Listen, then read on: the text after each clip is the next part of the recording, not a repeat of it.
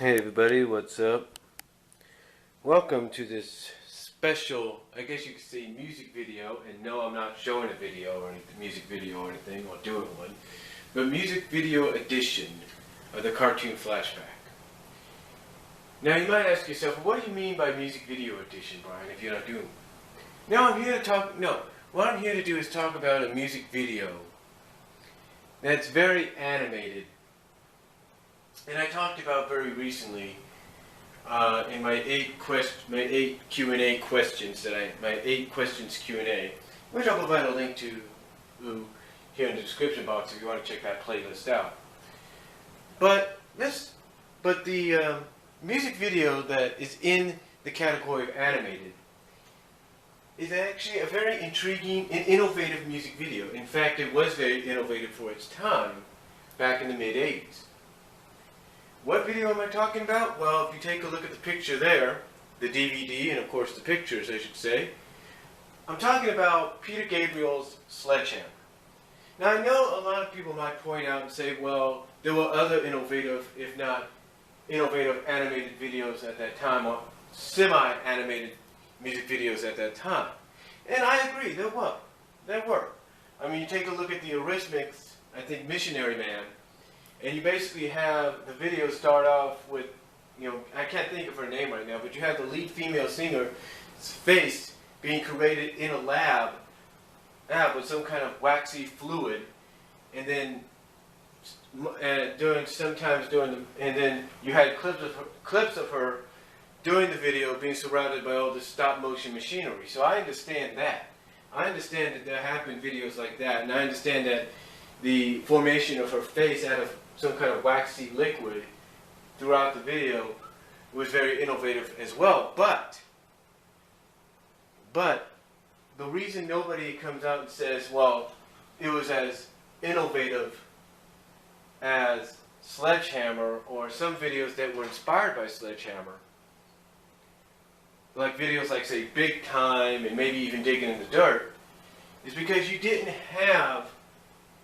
obviously they didn't do what Peter did here, along with Aardman Animation, the people responsible for Wallace and Gromit, I can't even think of his name. Wallace and Gromit, I can't think of his name, like I said. As well as other people. And the fact that one of the most interesting and talked about behind-the-scenes facts with this video when it was created was the fact that Peter Gabriel himself had to lie down for 16 hours. Lie down underneath a heavy glass plane for 16 hours for this video to be created. And why? Because there were certain sections in the video that required him to do so. Now, of course, there were sections where he sat up in a chair, like at the beginning when you have the little you have that little steam train, as he calls it, that little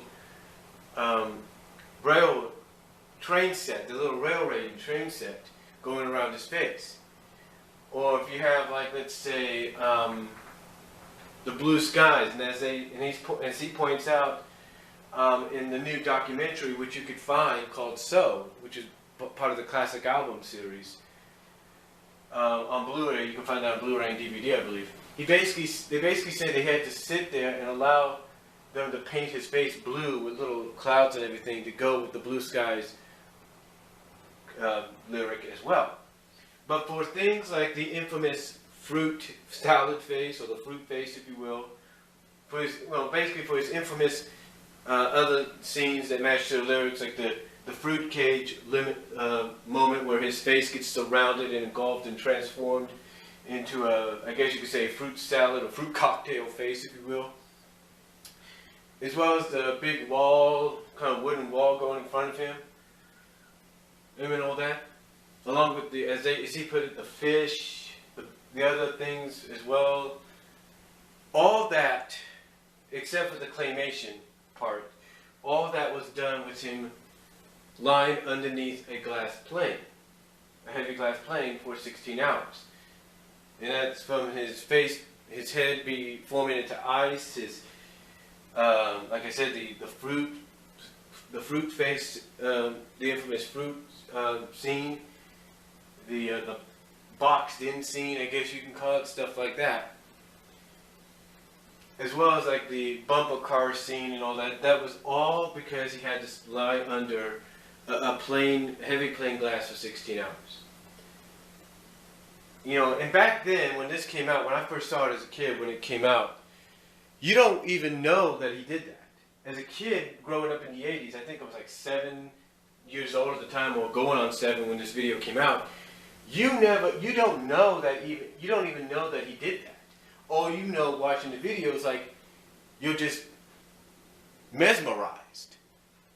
Now some people who grew up with the video watching it would say they were a little freaked out as kids. But for someone like me, and I'm sure anybody else that was a kid growing up with this would admit, it captured our imagination. It was something that we didn't think we'd see coming, honestly. You know, it was something that, you know, as a kid was very imaginative, if not very cartoony, and very funny. It made us laugh sometimes. Because think about it, you're maybe 6, 7 years old, maybe 8, or maybe at the youngest 4 or 5, and you're watching this, or even 3, let's say, for example, you're watching this video back then, when it first comes out. What's the first thing you say to your family if it doesn't scare you, but you get a kick out of it, you find it funny? What's the first thing you say when you, let's say, you see him you see all this fruit surround him, and all of a sudden it turns into a fruit version of his face? What do you say? What do you think you say to your family, your folks? You say, Mom, you say something like, Mommy, Daddy, did you see that guy? His face turned into fruit. Into a bunch of fruit. That's what you say. And when you see the claymation parts, you think, Mommy, Daddy, look at this. His face turned into his face split apart, or his hands turned into sledgehammers. And you basically tell them what's going on because it intrigues you and you find it interesting, but you also find it funny because it makes you laugh that his face is going through all these different morphs or transformations. It's changing into all these different things. I mean, basically, it's like, you know, as a kid, it blows your mind. Now, as an adult, you kind of understand how it was done. You know, through things like the internet, and of course DVDs and Blu-rays with the special features and commentaries, you kind of get the idea of, okay, this is why it happened. This is why they did it. You know, this is why, you know, this is how long it took to make. And again, for a kid growing up in the 80s, you look at something like this video and it just really blows your mind. It really, you know, as a kid growing up in the 80s, you know, you don't know, like I said before, you don't know that they went through that, but as you get older, you have more of appreciation for stuff like that back then. You have more, like I said, more of an appreciation, and you want to learn more about that and how it was created. Again, you know, you start learning about how it was done, and like I said, I know I'm repeating myself here, so I apologize, but you kind of get that appreciation for how long it took someone like Peter there to help make this video a reality. Now, a lot of people say that without the music video, the song was infectious. It was a very good song that you can enjoy, and you can enjoy listening to on the radio, or on record, LP, or even on cassette back then at that time. But a lot of people have said that even though the song was good to listen to alone, the music video was the selling point. And it was. There's no doubt. I mean, as a kid, it was a selling point to any kid. Because I'll be honest with you, I've not seen a music video like that in some times. I've not seen a video go in that direction yet. The only videos closest to that, believe it or not, were his other songs like Big Time and Sledgehammer. They were the only ones closest. You never had anything else as close as that. Never. I mean, sure, you'll see a lot of people through the music videos, like Elizabeth Cook might take inspiration from that. I mean, in her song "Stupid Things," there's a scene where she bites after she's untangled by a phone cord, where she bites into a watermelon, and then all this fruit, not as much as they used in Sledgehammer, but pieces of fruit like apples, you know, and all that, surround her face. And just like with Peter Gabriel's music video, transform it into a fruit face. Now, not as elaborate as his, where, you know, he's singing, well, where after his face is morphed or transformed or turned into this fruit face, that he's still singing. No, it's basically after she says the lyric, it just basically turns into a fruit face. You see these Tupperware stuff in the background, and all you see is the face kind of like making little eye movements, and like the apples turning around, and kind of like the mouth opening, you know, going ah, kind of deal. You know, like showing like, hey, look at me now, kind of deal, that kind of thing. But again, that shows you there is inspiration out there. I mean, even again, I can't even think of her name. But there was this one girl that kind of took a similar situation towards the end of her video, where I think one of the lyrics is, "This is the saddest story." And basically, towards the end of the video, she goes from being live action to being stop motion. And basically, when she says she wants to be where her lover is, which is basically heaven, she basically starts taking herself apart. Because she's turned into a stop motion kind of Barbie doll version of herself. She starts taking herself apart. And you see this glow come out of the area where she's now nothing but pieces of herself on a pillow. So that I could tell kind of took some inspiration from Sledgehammer, maybe some of other Gabriel's videos. But again, as a kid, this was a huge selling point for the song. And as you got older, like I said, you gain more of an appreciation of it because you wanted to find out exactly how the heck they did that. And it's still, and believe it or not, even as you grew that, you know, appreciation for it, you also still grew to like the video even more. I mean, there are some people I'll probably provide a link to the channel, to the video, to what they were doing. To the video that they did, but there were some people here on YouTube that were actually using, I think it was one of the Little Big Planet games, to do a recreation of Sledgehammer. I'm not lying. And then of course, the big news besides that, and I'll provide a link, like I said, to that video so you guys can see what I mean. But besides that, the big news over the past few months is he himself, Peter Gabriel, is asking fans through Facebook, through social media, to help recreate certain scenes from Sledgehammer that will be incorporated into a remake of the video, which I think is pretty cool. Now, of course, that contest has already ended, but still, it'd be pretty cool to see that when it's finished. Now, of course, people do tend to remake songs that have been like one-time hits and all that. I've always imagined a female remaking Sledgehammer. Well, one female did. Her name is Mayasia, I think. She remade Sledgehammer in a very soulful, jazzy kind of way, R&B kind of way. And she did do a music video, and I think the only tribute to the video is when she goes behind a dressing curtain, and you see nothing but a silhouette of her, kind of putting a robe on or something. And to me, the reason everybody appreciates the song by itself and probably not the video that much is because, like anybody that's a fan of the song and the original music video, people would probably expect somebody, whether it's female or male, to recreate a music video. If you basically expect them to recreate a music video or create a music video very similar to the original.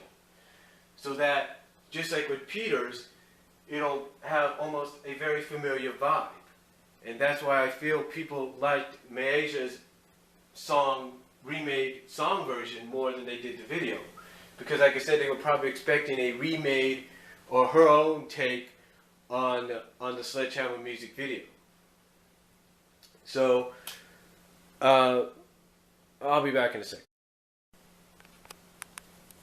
So yeah, as I was saying at the end of part 1, Maisha, I think that's how you pronounce her name, from what I understand, did a very critically praised R&B jazzy version, soulful version of Sledgehammer. But the reason people appreciate the song more than they do the video, which like I said, I think only had one tribute or one homage to the original music video, where you had her as a silhouette behind a dresser curtain, and she was just, I think, putting on a robe. The reason people didn't appreciate that video as much as they do the song, is her remake of the song, is because, like I said at the end of the first video, they were probably expecting someone, whether it's male or female, to do a recreation of the video of the original, to the recreation or the remake of the song. So in other words, they were probably hoping for a remade version or somebody else's own remade take on the original. So basically what I'm guessing in my honest opinion, is they were expecting maybe Maisha to do a remake of the original, her own take on the Sledgehammer video. Like, in other words, you would see, and you got to think with today's technology, it would be easier to do, it wouldn't take so long. So basically you would expect to see Maisha almost going through similar situations. Like, okay, she's talking about open up your fruit cage, or let me open up this and all that. In her case, being a female, she's probably saying, let me open mine, or something like that. I'm not too sure. I haven't listened to the remake, but basically, you would expect when she says that in a music video version of the remake, you would expect maybe a lot of fruit to surround her, maybe her face, if not her entire body, and turn her into and basically do what it did to Peter, turn her into a fruit face, or fruit version of her face or body. And then you would probably expect something like CGI or claymation, CGI-like claymation to change her face into things similar to what you'd seen in the original.